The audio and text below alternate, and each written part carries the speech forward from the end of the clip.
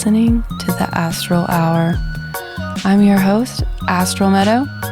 Join me as we take a glimpse into the mysterious.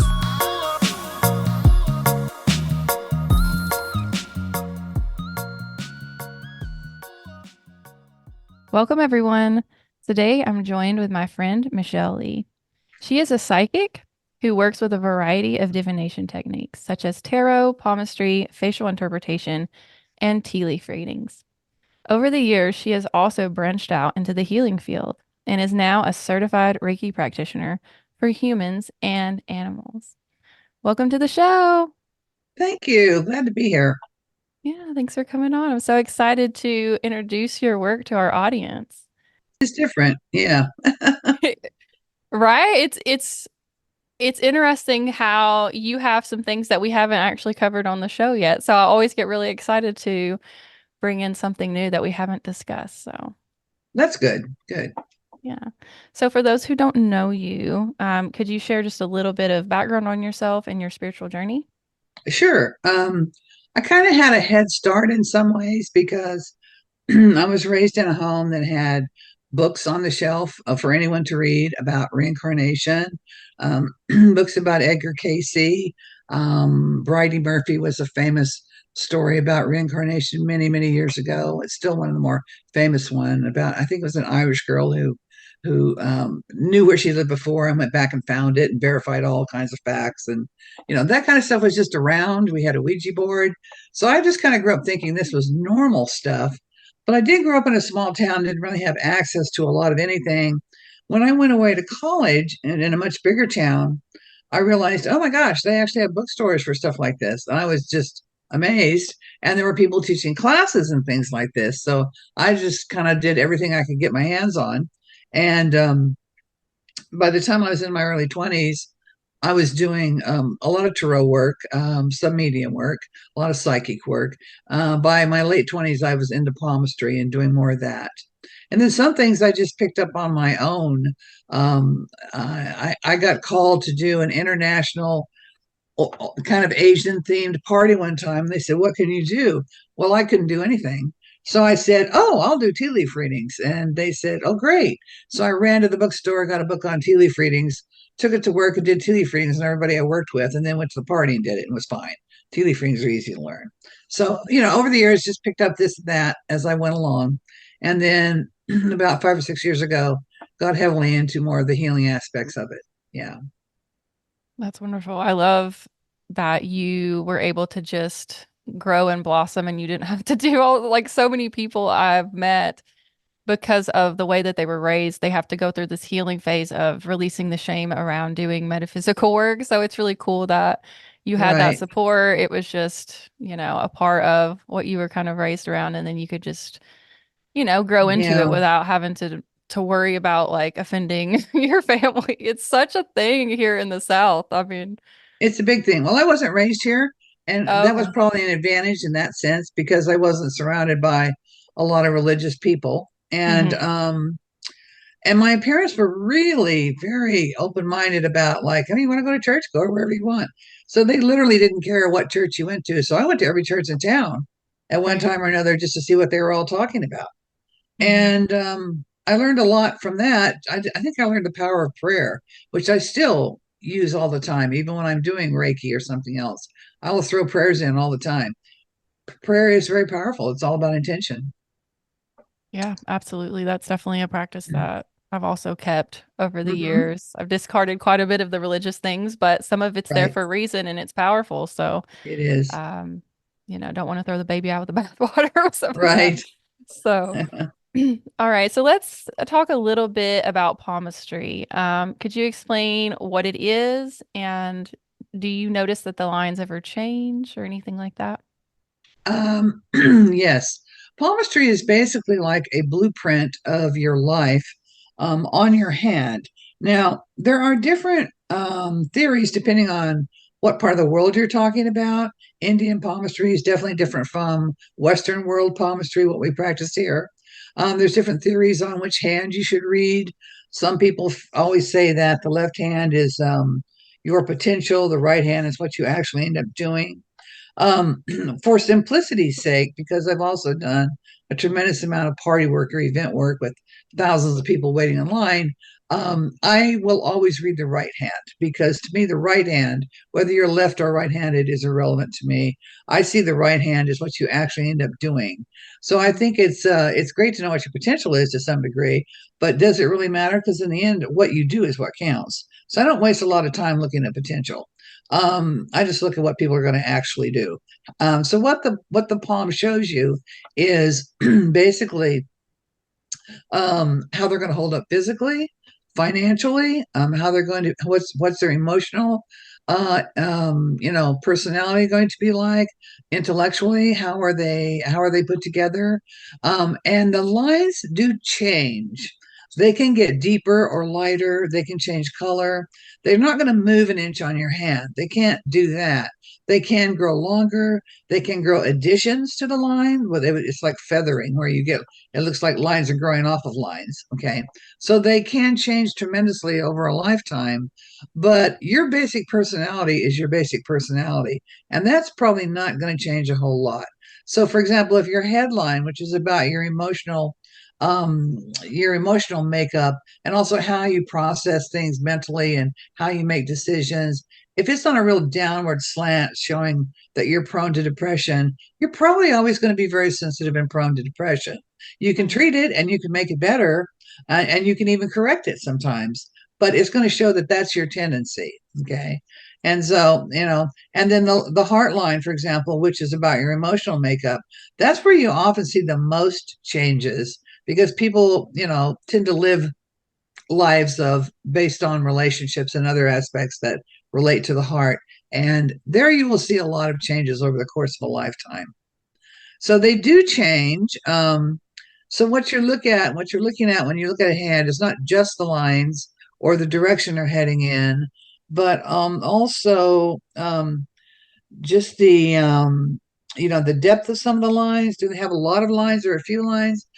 Are the lines going all in one direction, showing that there is something going on there that's creative, or are you just have a massive lines on your hand that looks like a big jumble, which means you're just a worrywart?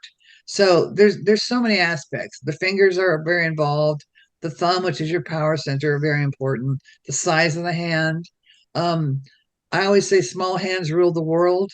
Trump has small hands, and he's so far he's succeeding in ruling a few things. And larger hands tend to be more interested in doing small work, beadwork, things you do on a micro level.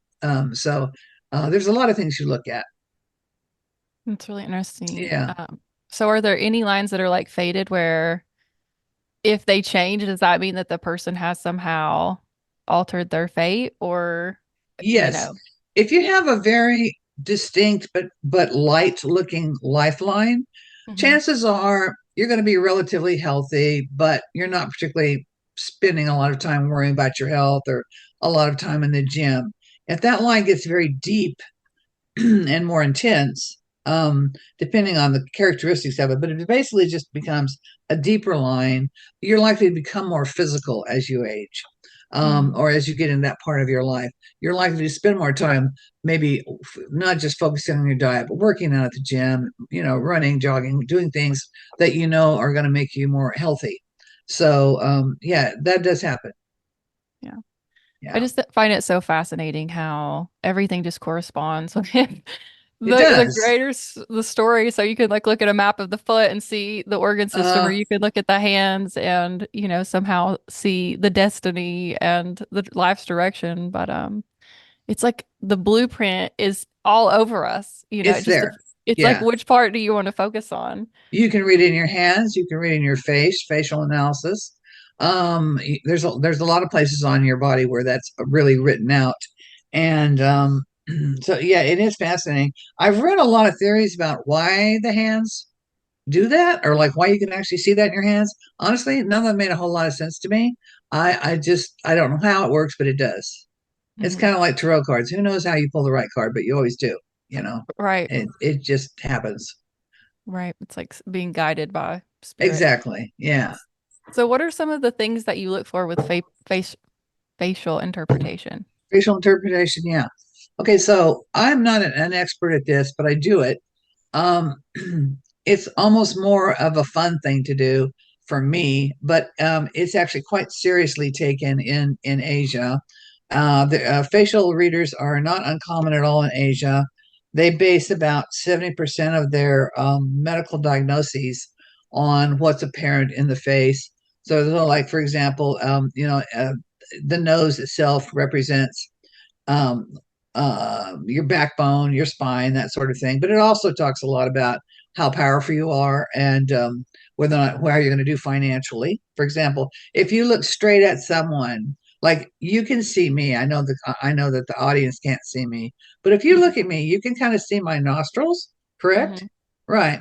If you couldn't see my nostrils, that would be better for me because when you can't see someone's nostrils and you're looking straight at them, it tends to mean they're better at saving money. Mm-hmm. And now some people's nostrils are really very, very available to see. And that usually means they're spending money as fast as they make it. They really can't hang on to it. So every part, the eyes are very much the windows of the soul. I mean, there's a lot you can get from the eyes. A lot has to do with the shape, the color, the padding around the eyes. That gets very complex. Um, ears are interesting because no two ears on a person are exactly the same height. You know how if you're someone who gets prescription glasses, you'll know that they put them on you. Then they usually have to adjust the earpiece a little bit so that they're not crooked on your face, right? That's because your ears are not the same height on your face. What's interesting is they have found out through studies that people with criminal behavior are more likely to have a bigger distance between their ears. So the more uneven your ears are, the more likely you are to engage in criminal behavior. But every part of the face represents a certain part of the body if you're going to do a medical reading. But I pretty much stay away from that because I don't want to get sued. So Yeah. I do it mostly for personality, Mm-hmm. what people are like, and so you divide the face in half from left to right. The left being the yin or the feminine energy, the right being the yang or masculine, and then you also divide it top to bottom, so that you're looking at pieces of the face separately. Because if you watch someone's mouth and you're not looking at their eyes at the same time, you get a very different feel about what that person's saying because what we're taking in so much information at one time. We're watching eyes, we're watching their mouth move, their heads bobbing up and down, all this stuff going on. So it's easy to kind of smoke somebody and like fool them with our behavior, unless we're really adept at that, because there's too much going on at once. Okay, but if you just look at one thing at a time, you just watch their mouth while they're talking, for example, you're more likely to know they're telling the truth or they're not. Um, Mm-hmm. there's so much information in the face. It's been around for thousands of years in the Orient as a way to treat medically and also just read people. It's a fascinating subject, I think.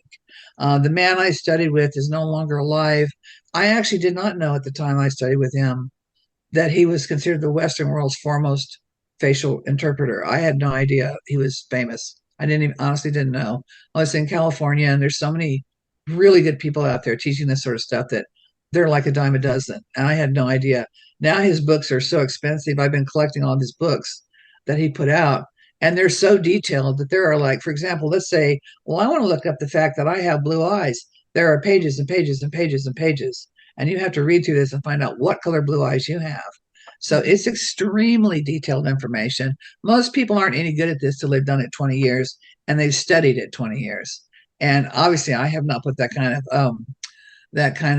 energy into it. But if I wanted to do it as a practitioner in Asia, I would have to do that. They do it very seriously, and they're really good at it. Right. Well, especially if you're going to be using it, for medical diagnoses and things Yes, like yeah. that, and really Uh, judging someone's character based off of it, you have right. to make sure you're doing it right. They're starting to pick up more of this in Western medicine. Little by little, they figured out. For example, if you have a crease in the bottom of your ear, just check your husband sometime or someone else's. Particularly look at men when the ear is more visible at the bottom of your ear and the earlobe. If there's a distinct crease, that's that we know now, and it's considered part of traditional medicine now that means you're likely to have heart problems as you age. Very likely, yeah. Mm, And they probably knew that 5,000 years ago, but that's now actually part of our medical system. Right. It's like we're Yeah. just now catching up on what the Yeah. ancients We're just just knew. catching up. Exactly. So, yeah, I'm in school learning homeopathy and I just stumbled on facial recognition to help figure out Uh-huh. the underlining issues. And there's also, you can look at the nails and like these different things that Uh-huh. would help indicate the area or the organ system to focus on, which I thought was interesting. But It it's is. also, as you were talking, I was thinking about just intuitively, I can tell when someone's lying to me and I don't know what it is, but it's like all over their face. And I'm like, Uh-huh. they just look guilty or they can't make eye contact when they're saying Uh-huh. something, or maybe they are just like holding their face too seriously where it's like they're holding something back. But I haven't studied it or anything, but as you were saying it, I was like, I feel like I'm just intuitively somehow seeing when people are lying and it always ends up coming out. And that's how I've been able to prove it. And I'm like, well, Yeah. I See knew it. I that don't know. that only works with relatively normal people. If they're Mhm. sociopathic or Right. pathological, you're not going to be able to tell very well whether or not they're lying because they believe their own lies. So they're not going to Right. send out cues to you saying this is a lie because they believe their own lies. And so it can be tricky.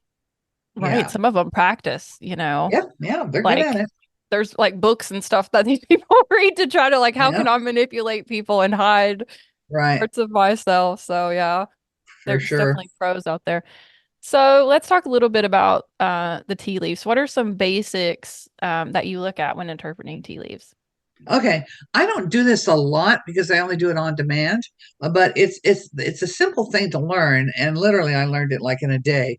It helps to have some intuitive ability, but honestly, it's not terribly intuitive. The part of the cup, like you make up some tea and you put it in the cup, and most of the time I don't have them drink it. I just swish it around and I turn the cup upside down, and then whatever tea leaves are left in the cup, that's what you read, obviously. So what you actually do is you look at the tea leaves and you might have to put on glasses for this or get a little magnifying glass because you look at the tea leaves and tea leaves are like odd shapes. They're not no two are exactly the same. So you look at them until you kind of feel like, it looks like a boat or that looks like a baby bottle or whatever. And based on that, you can tell more or less what's coming into their life. Mhm. Also, depending on where the tea leaf falls in the cup, if it's close to the handle of the teacup, then it's closer to home. It's kind of like, well, that's going to happen, in your house or near you. If it's farther away, that might happen to you when you're on a trip somewhere. Whether it's high in the cup or in the bottom of the cup has to do with the time zone you can tune into.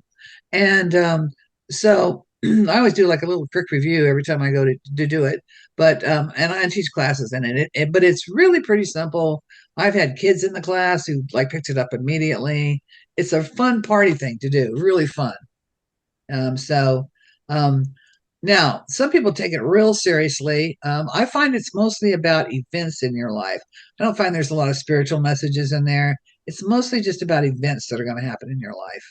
You're going to do Mhm. this or that in the next 3 months, that sort of thing. Oh, there's a Right. baby on the way, something like that.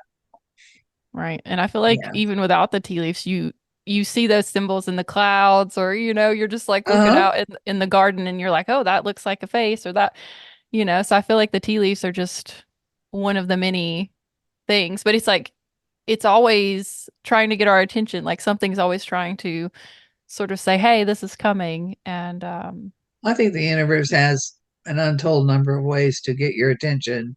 So I always tell people, pay attention to what animals you see when you're out. mhm, If anything that's different, if you feel like there's someone around you, there probably is someone around you. If you see a ghost over by a tree, people see a ghost in front of my tree all the time. I think it's the old woman who lived here before me. And it mhm, just bother anybody. She just hangs out. So she just stays out of the house and just hasn't right, quite left the property, which is fine. She's not trouble. So it's probably if you see it, it's probably there. It's probably there for a reason. You're getting the message for a reason. So the right, obvious question I tell people is when you get any kind of message, no matter what it is, like cloud shape, um, ask yourself, what does that mean? And if you keep right, asking, eventually you'll get more information about it. right. Yeah, it's the Yeah. same with dreams. I try to tell people just write them down and you don't Right. have to know right away because just you acknowledging it, then spirit will show you through all these synchronicities why that dream is important to you. And it does Exactly. eventually make sense, even though at first it's like very convoluted or foggy. Yeah. And Um, I think the more you acknowledge receiving messages from the universe or from spirit, the more you're going to get them. So I always say, don't forget to be grateful, be grateful, be grateful, because the Hmm. more you say thank you, I think of God as kind of this benevolent dictator. Like, but if you really say your please and thank yous, you're going to get everything you want in life. So just keep saying thank you. Right, for sure. Yeah, and it gets to the point where there's some days where it's just like constant. Like I just feel like I'm constantly getting the information or receipt. I'm like, wow, it's everywhere. I don't even have to pick the deck up. I'm like, I can't Uh-huh. believe that this is happening. Yeah. But it's funny because the tools are great, but I feel like once you practice with the tools enough, you start to notice you pay more attention to the outer world, and it's like you don't necessarily have to have the tools. They're just convenient. But you're like, oh wow, spirit is loud and clear today. That's very appropriate with the tarot, Hmm. where I tell people I have a lot of people come in and say, well, I'd like to be psychic. I'd like to do what you do. And I go, okay, well, there's two things you need to learn how to do. One is meditate. But the second one, which is even easier than meditating, is learn how to read the tarot. And Hmm. the reason I say that is because you look at those symbols long enough, and pretty soon you realize, I don't really have to do the cards anymore. I think I can get the messages on my own. It really activates your own intuitive abilities very much. And so it's just a good way to get started. Right. Yeah, I feel like I went backwards and I was doing the intuitive stuff and the meditation. So then when I started looking into tarot, I was like, "Oh, it just made like it just clicked, So but much sense. it was so Yeah, convenient to have it right it there is. It like is. on a little card to be like, "Well, this is why."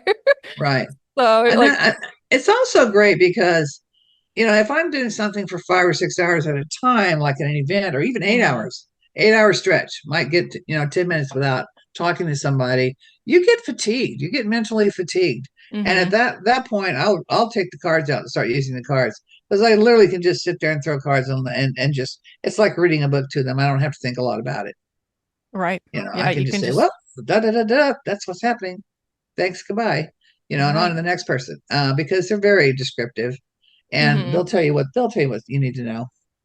Yeah, and I find that the person, when they see the card, so like as a psychic, you're channeling it, you're seeing it in your mind, but it's kind of helpful that you can show them the card. And I feel like somehow they can hold that symbol in their mind and see it more as it's happening. So Not it's not like, only that, some people really don't think you're doing anything unless you throw cards. They right, literally don't think you're doing anything.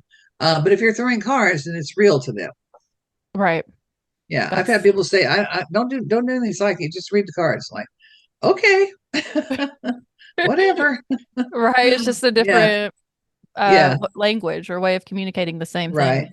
So I like to do my records. I'll go into the records first and then channel. I'll be like, what's the guide today? What's going on? And then I'll pull cards and just sit there and Uh-huh. be like in awe of the universe. Cause I'm like, oh wow, Right. there it is. There it is. So Yeah. um so let's explore a little bit of the mediumship work that you do. And when someone's, wanting to get a reading, like what are some of the important things that they would want to look for in a reader? Um, if if you're picking a reader for medium work or any other, metaphysical type endeavor, I think you should talk to them first. And it doesn't have to be an long involved conversation, but at least pick up the phone and see if you can talk to them for a few minutes on the phone. Do you generally like their energy or not? Do you feel like they're going to be very forthcoming with you, or were they very clear about what they do and what they charge? So I tell people, if you don't get a good vibe over the phone, just keep moving till you find one that you do like, because they should be very upfront about what they do, how they do it, what they charge, when you're getting together, et cetera, and what they take for payment, that sort of thing. I mean, those are details, but they're important. They give you a sense of, okay, this person seems to know what they're doing, or they don't know what they're doing. Um, as far as the actual medium work, I guess you're not going to know till you really, really do it. The way I do it is, people will often come in and say, well, who wants to talk to me? And at that point, I always stop them and say, everybody wants to talk to you. There's 20 dead people lined up behind you, and I'm not going to go through all of them. So what you tell me, because here's the thing, I can pull them in and talk to them, but I can say, here's a little lady with gray hair, but I'm not necessarily positive that this is your grandmother or your old aunt or who this is. I Hmm. don't always get every detail of that information. So I tell people, give me the name of the person you want to talk to. Tell me your relationship to that person. So I don't have to spend time figuring that out. Like, okay, this is your grandmother. Okay, great. And then I go from there and pull them in, ask if they're available to speak, and then just generally let them talk first and see what they want to say. They almost always come with just very overwhelming messages of love and kindness. They're always very loving, just about. I've only had one person ever that I asked to come in and speak to her daughter, and she said no, she didn't want to. And I was pretty horrified because that had never happened. And I thought, my God, how am I going to tell this girl her mother doesn't want to talk to her? But I really kind of had no choice. I said, your mother doesn't want to talk right now. And she goes, I didn't think she would. She was really never there for me. And she took it really well. And I thought, thank God for that, because that could have been devastating. Hmm. Um, but generally, they're more than happy to come in and talk, answer questions. The only time it becomes a problem is some people really want real specific information about things that happened while they were alive. It's not that they don't know that stuff, but they let go of most of that when they pass over. They no Hmm. longer care about that. They're really in a whole different frame of mind. So they'll tend to gloss over that. And sometimes they'll say, okay, this happened or that happened. Let's put it to rest. But they don't spend a lot of time thinking about things like that once they're on the other side. I can usually get an answer out of them, but sometimes they just don't want to go back and think about it. Either they're not ready to process it yet themselves or whatever, but they don't always want to go there. Right. So um, the general information I can usually pick up though, like how did you pass? Like how did you feel when you died, or was it painful, or how are you now? Most people really just want to know, are the relatives okay now? Did they make it into what they might call heaven, on the other side somewhere? How are they? And Usually, particularly mothers with children, that's a big one. They really have to know that their kids are okay. And Hmm. a general rule of thumb that I've always heard in my life is give people at least 3 months after they die before you contact them. But I've had mothers over here who lost children 12 hours ago. And I mean, it just happened. And So I went ahead and asked, are you available to talk? And they always said yes, because I think mostly they felt this intense need to put the mother at peace. And Hmm. so they go, yeah, forget the rules. I'm going to come in and say, hey, I'm fine, mom. Don't worry about me. It's all good. You don't need to worry about this anymore. I think just out of love, they do it anyway. Right. But occasionally they're not ready. Sometimes they're really processing a lot of stuff, or they're really hung up in their own life review process, which they do on the other side. And if that happens, you just have to wait, maybe to come back in 3 to 6 months, whatever, see where they're at. Yeah. Yeah, that's interesting. When my dad crossed over, I felt I felt like because it was during surgery that he wasn't aware that he had crossed over and he was I'm telling you, I sat there and watched my TV turn on the Andy Griffith show and I was like, this is not uh like I had to like try to work with him. But it was interesting because you say 3 to 6 months, but I had to really pray for him because as Uh much as huh. I appreciated him hanging around, I was like, okay, I don't want him to get stuck here, which is probably just my own fear. But then once I, worked with him to cross over, I noticed that nothing weird was happening In the house. Yeah. in the house Right. anymore. Yeah. And so now I Yeah. don't really connect with him too much, except occasionally he will show up in a dream. But he doesn't speak. I'm very aware that he's there.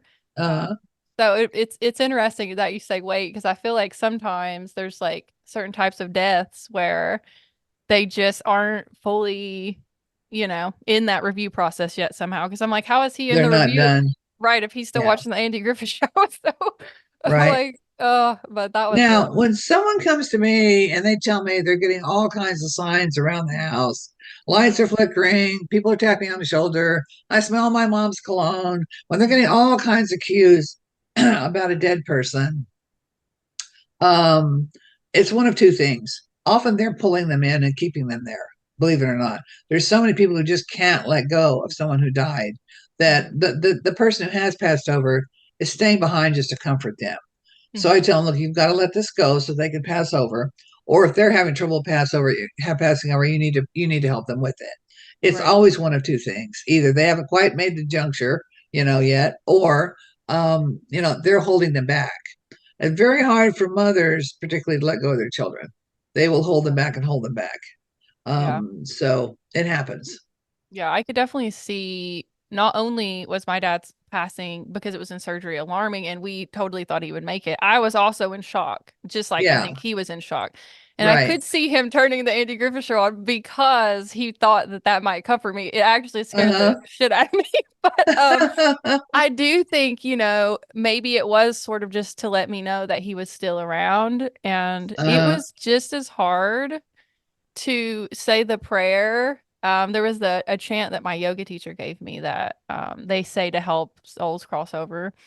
And it was equally as hard for me to say that prayer. Like I was crying and everything. It's like losing him all over again because I could right. feel there was a part of me that was like, but I want you to stay. And then but I also Yes. just knew Yeah. that, I don't feel like it's healthy for the soul to get stuck into the material plane like that. Not really. And But as human beings, we're very, very attached to our bodies.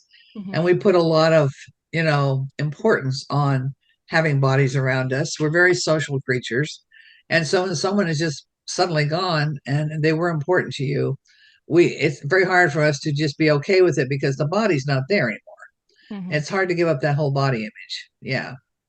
Yeah, definitely. Um, so let's talk a little bit about Ouija boards. How do you feel about them? Do you think that they are like bad mojo, or do you think that they have a purpose? I think most people think they're bad mojo, and I have definitely worked with Ouija boards that pulled in some real negative energy, and they would literally be using swear words, spelling Mhm. out the f bomb, things like that. Um, and you could get some strange characters on the Ouija board. In general, I would say be careful with Ouija boards. I've had people give me Ouija boards because they felt like they were satanic in some way, and would I clean them up? And I have cleaned up Ouija boards and given them back to people, and I couldn't do it in one session. It took like 3 or 4 sessions to clean up a Ouija board and then give Mhm. it away again. I don't do them anymore. It's a kind of a fun thing when you're first getting into this stuff, but I haven't used a Ouija board in years and years. But yeah, they can often pull in. I'm not sure why, but for some reason they pull in a lot of negative entities. Not Yeah. always, but they certainly can. Yeah, I feel I like have to say, though, I've had them predict a number of things for me that came true years later that I would have never thought of in my lifetime that would ever happen. yeah, I think the big thing is the intention and having a protection around so you're not just picking up on whoever's floating around Uh huh. that day, I've only played Right. with one, and the thing is it was totally unintentional, and I had a couple glasses of wine, which is stupid because I was super susceptible, right? Yeah. And me and my Yeah. friend, she had just brought it over, and we were doing, I was like shocked, okay? I was just like, how is it moving? And then it gave us a name, and it was like saying it was the spirit was murdered and all this Uh stuff. huh. And after this, like that part was it was a little weird. I was like, okay, he's murdered. I don't know who this person is. But then weird stuff started happening. Like my iPod would just turn on and be like playing a Stevie Nicks song at like 2 a.m. I'm like, what the Uh heck? And I huh. would like walk past mirrors and I just felt like out of the corner of my eye, I started seeing something. But I feel like I spooked myself. But looking back, what was the problem? I was drinking, which was, you don't want to do spiritual work when you're inebriated. And I didn't have any intention. I was just messing around with it. And I think because it's sold as like a board game, that people use it and they're not being intentional at all. And then they're wondering what the hell just came through. And it's because they weren't asking like a specific question and they didn't have any protections in place. Now, for people who are listening that are much older, okay, about 30, 40 years ago, there's a book came out called Messages from Michael. Mm, It's got a group of people who got on a Ouija board and were channeling ascended masters and people of that nature. And they got wonderful, beautiful right. messages. and so much so that they wrote a book about it. So it can go either way. It's just whatever you do with it and what you don't allow on or do allow on. Yeah. Right, because it feels like if you had a specific being, say I want to call in this being, Uh-huh. then it could be like automatic writing in a lot of ways because you're just using it to associate letters. Um, so Right. I feel like that's the difference is they probably connected to that being and was like, okay, we're going, this is our medium of contact. Uh-huh. They weren't just like, hanging out with their girlfriends that day. And trying to see what came through. So I feel like that's the thing. And so many people have played with it unintentionally that now there's all this fear associated with it. Yeah, it's got a bad reputation for sure. Yeah. Right. But And it does serve a it doesn't have purpose. to be bad. A friend of mine was doing one time in my house, and he Einstein came on. And my friend knew nothing about Einstein, and I knew a little bit about Einstein because I always was fascinated by him. And so I said, ask him about his sons. And he said basically what he got off the board was one of them was okay, but he didn't want to talk about the other one. Now that's an odd response, okay? But what my friend didn't know was that one of Einstein's son did have a lot of mental problems and spent a lot of his life in an institution, and he had no way of knowing that. So it seemed legit, you know. You Hmm. can get some real stuff on there that's interesting. Right. You just have to be unafraid of approaching it. Yeah, yeah, So I do think that there's some people out there, that deal with paranormal things and they are bringing awareness to anything that's paranormal is actually normal and it is a part of our world. And, it's like the fear around it has prevented us from being able to work with those forces, but they're absolutely there all the time. And it's really up to you to utilize them in a positive way. If you want to make it negative, you can, but yeah. it's not naturally, the paranormal is not negative. No, That's just not intrinsically negative, not at all. You know, and if you come across negative stuff, you simply tell it that it's right. not welcome here and it needs to go away. And you just take control. Anybody in a body has more power than someone not in a body. Okay. I'm obviously excluding people like the ascended masters, you know. I'm just Right. saying, generally speaking, anything on this level that's with us, that's in a body, has more power. So you can always take over and say, you're out. You need to leave. And if that's not successful, then you ask their guides to come in and take them away, or their angels to come and take them away, so that sometimes they don't know where to go. Sometimes they need help crossing Right. over or just getting out of your house. Yeah. Right. For sure. We're Yeah. definitely, I think, more powerful We are than more we powerful. know. Yeah. So, It's one of our privileges of having a body, along with all the other painful aspects of it at times, but we do have some rights. right. Right. So let's talk a little bit about some of the healing work that you Sure. do. So could you just briefly go over the form of energy healing that you work with, and then we'll get into some of the ways that you work with it? Sure. What I do is probably I call it modified Reiki. It's definitely Reiki in that it's a it's certified Reiki. I'm pretty loosey goosey with exactly how I do it. I don't do it exactly the way I was taught by any stretch, but I do channel the energy as a normal Reiki practitioner would. But I basically do it on humans and any animal, and but I combine it with the psychic work. I combine it with telepathic communication with the person or the animal's being or body. Um, and I combine it with prayer and intention. And so I start out just communicating and what's going on, that kind of thing. Figure out what needs to be fixed or what could be left alone, and then end it with a lot of healing and letting it go. Sometimes I kind of set a timer on it, like this healing is going to go on throughout the night and into the morning, Hmm. and then let it go, close it up. But with humans, I would say, humans can tell you what's wrong with them pretty much. Or they, not always. I mean, they know what hurts, but they don't know what's wrong necessarily. So I kind of do a deeper dive into their actual anatomy to figure out what's going on. And I worked 45 years as an RN. So I have the anatomy in my head. That's a real advantage. And figure out what's actually going on physically Can I fix it or not? Does this need to be fixed by a doctor or a chiropractor or some other type of therapist? Um, how long will this take to recover? Um, what do they need to do? Is there something they can do to make this better? Or is it just like, hey, you know what? You're eating gluten again and you can't eat gluten. It always causes inflammation. Give it up, whatever their issue is. With animals, it's very different in that the owners can tell me a problem, but they don't know why or what. Um, if it's strictly an emotionally based thing, like here's an example. A friend came to me one time and she had taken a dog on that was a few years old and it was absolutely terrified of getting in the car. So anytime she had to take it to the vet or somewhere, it's a really big ordeal. And it was very traumatizing for the dog. And so I just went in and had a conversation with the dog. I did it all remotely. I do most of this remotely. And said, "What's the deal? What's with the deal with you in the car?" And it said, "Well, every time I get in a car, I don't come home." And I went, "Oh my God, that is so sad." And I said, "Well, you actually have found your forever home. And from now on, you will be coming home. You're not going anywhere else. This is it. You found your forever home." And the next time she had to take the dog somewhere, it hopped in the car like it done it its whole life, no problem whatsoever, and has never been a problem since. All it needed was that piece of information.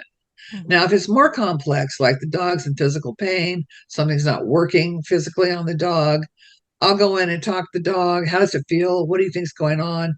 Because on a soul level, that animal, as any human, knows what's actually wrong. You Mhm. know, we might mistake it, but the animal itself does know.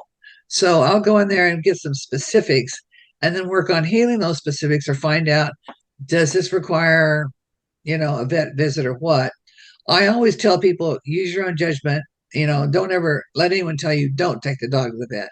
If you think Mhm. the dog needs to go to the vet, take the dog to the vet, obviously. Or in that sense, go to the doctor if you need to go to the doctor. But sometimes it's something that we really can fix. And so it's worth trying. And so it's a little bit different with animals. And the way they talk is quite different than people. They're more honest. People want to hide things a lot of times. Even telepathically, they try and hide things. It's crazy, it's stupid. But animals are very honest. And they almost without exception will be right up front with what's going on. And they have emotional issues just like we do, tons of them, all kinds of things. Horses, for example, are very skittish, and because they're a prey animal, they're very, it's really easy to freak them out with things. So keeping horses calm is a big deal. They're very prone to stomach problems, hoof problems, things like that. So it's very different from animal to animal. It also depends greatly on how much experience these animals have in past lives because they reincarnate over and over like we do. So if it's, say, for example, a horse that's been owned by other people many, many lifetimes, they'll come in and speak perfect English and communicate very verbally with me, and it's really obvious. If it's someone like I've had dogs that like this is their first incarnation as a domestic animal. Before that, they were wolves, dingoes in Australia, things like that. If it's their first or second incarnation, they're going to show me bunches of pictures. Well, this is what's wrong, and they'll show me a picture because they haven't been around enough, a language yet to really learn one. There's never any issue with what language they may speak because it always gets translated into English for me. I don't know how Mhm. that happens, but it does. So it's quite different with animals. Yeah. Yeah, that's interesting. My husband's parents had this cat, and it's crossed over now. I wish I would have known you back then. But Yeah. this cat, they had got it after someone else had, I guess, traumatized this cat, but they never could figure out What it what was was. going on. And this cat terrorized all of us for a decade. Uh-huh. If you cried, it would attack you. If you laughed, there was a point where my son laughed, and luckily I picked him up as he was laughing, and this cat was stuck on my leg. Like it just, so any excitement, any grief, I mean, it would just absolutely, and we all kind of had this assumption like something had to have happened to this cat, for it to respond. And just it couldn't, it hated every other animal. Like if another animal was around it, it would just, uh-huh.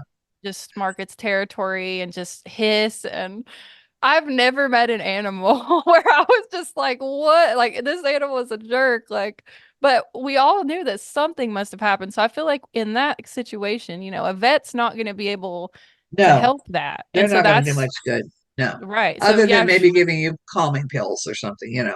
right. But they're not going to be Right. able to talk to the cat or get to the root of the emotion that that cat is associating with this So there's experience. two possibilities here for your cat, for example.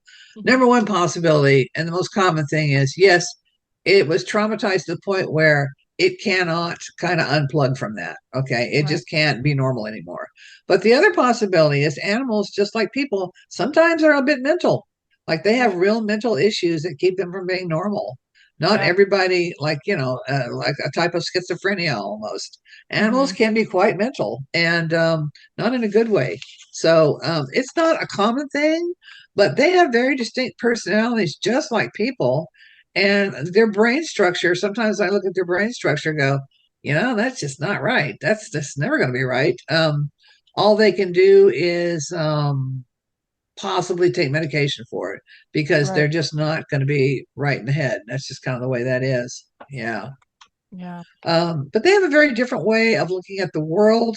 Um, and even with simple things like one time I was talking to a horse and I didn't know his owner. I knew he was owned by a male, and that's all I knew. And I said, your owner's um, right shoulder is, no, I said, your owner's left shoulder is bothering him.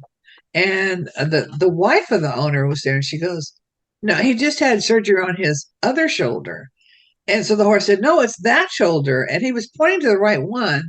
But we are trained that we go by the person. Like, my right hand is the right hand. My left hand is the left hand for me. Okay. They don't know that. So he's looking over at the right and saying, well, that's the right shoulder. But actually, it is the person's left shoulder. So Hmm. things like that they're not trained to do like we are, they'll do a little differently. They'll mix up left and right. So you have to be careful if they're giving you real clear, because they will often come in and give you real clear instructions about things going on with their owners as well. They'll often talk about their owners. Cats in particular are more likely to say, wait, but you know what? Before you work on me, her husband over there is having a hard time. Go fix him, and then you can fix me. And that's pretty much always the case. Hmm. Cats are very, very tuned in. Right. And that makes Um, sense how you see in some of these places like the cat will go to the person right that's about to cross over. It's like uh-huh. they're just Yeah, more in tune with they the pick up on spiritual that side. stuff. Yeah, there's all kinds of stories of nursing homes where there's a resident cat and he'll go lay on a bed and they'll know if that's the next person to die. And it always is, that Hmm. they'll see it coming because of what they pay attention to what the cats are doing. Yeah. Sometimes it's rare, but sometimes you'll encounter a situation where the owner of the animal doesn't want to give you permission to work on it, even though you may know if something's wrong. My personal opinion is that animals have dominion over their own souls, and no one has the right to say, no, you can't get healed. Okay. So I will simply wait till the owner's out of sight, gone, whatever, and then I will do a healing on that animal. If the animal says, yes, I want the healing, I will absolutely overrule a human. Um, I don't have any problem doing that whatsoever. I would do the same thing for a child. If I saw a child being abused or something, there or something that I thought, well, I can either report this or and I can also do Reiki on the situation. What's another interesting thing about animals is they will often talk about past lives they've had with their humans. And they will bring in, special things that their humans have done in the past. And sometimes they were not even the same kind of animal. Sometimes it was like, well, I was a horse last time, but now I'm this. Generally, animals will stick with the same species for a long, long time. But what we're seeing as we move into the Aquarian age is interesting, and that they're starting to skip around into different species and try on kind of new hats, new ways of living. And so it used to be, years ago when I would read about animals 50, 60 years ago. I mean, I've been doing this for a long time. People would say, oh, what's a dog, always a dog. And like dogs don't have individual souls. They share a group soul and they just take a little piece out of it every time that, a new dog is born, just take a little hunk of the soul, throw it in that dog. I never quite bought that theory because because as anyone's had a dog or cat knows how incredibly individualistic their personalities are. I just don't buy that. Never did. And and when I've had dogs die and tell me, listen, I'll be back with you in another life, I know they mean that dog. They mean that dog. They'll look different, I'm sure, but they Hmm. mean that soul is coming back, not some hunk of soul out there. So I've never quite bought that theory, but they have sometimes really interesting things to say about what their owners have done in the past. And in that sense, it's as therapeutic for the humans as it is the animals. Right, right. Yeah. So we're getting close to wrapping up. Could you share about some of the upcoming events that you have going on with us? Yes. The next big thing I have coming up is I've organized the Knoxville New Age Fair, a pretty good size event. We're taking over the West Side Unitarian Universalist Church, and you, Astral, will be there. Hmm. And there will be lots of good readers, good healers. We'll have someone doing aura photography. We'll have a crystal vendor, all kinds of vendors. We're making it very reasonable to get in. Just bring 2 cans of food or give $5 because the food is for the food bank that the church runs and the money. And then anything else you want to do there, whether you want readings or whatever, you just pay for those individually. That will be April 27th from 10 to 5 at the West Side Church, just off of Grigsby Chapel Road and Campbell Station. All right, I'm really And looking anybody forward who to wants that. to more information can call me. And my number, just might as well put it out there, is 865-599-0819, or they can call for a reading. Right, right. So you just gave the number. Do you have a website or any other ways that people can contact you if they wanted to book a session or reading? Yeah, if you want to see more about what I do, you can go to mystical-entertainment.com. I also have an email which is listed on the website, easy to get to, and the phone number is listed there. So you can call me directly, and we can set up.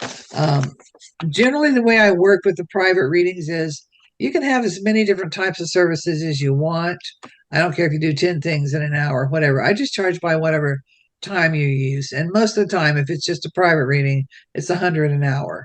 And event work, sometimes I charge a little bit more, but I do a lot of parties, that sort of thing. But for private readings, it's generally 100 an hour.